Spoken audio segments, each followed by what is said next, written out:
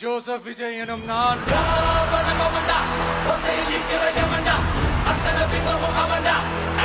சட்டப்படி அமைக்கப்பெற்ற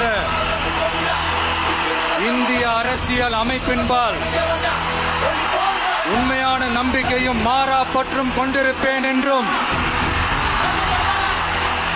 இந்திய நாட்டின் ஒப்பில்லாத முழு முதல் ஆட்சியையும் ஒருமையையும் நிலை நிறுத்துவேன் என்றும்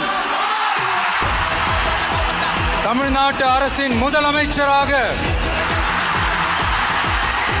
உண்மையாகவும் உளச்சான்றின்படியும் என் கடமைகளை நிறைவேற்றுவேன் என்றும் அரசியல் அமைப்பிற்கும் சட்டத்திற்கும் இணங்க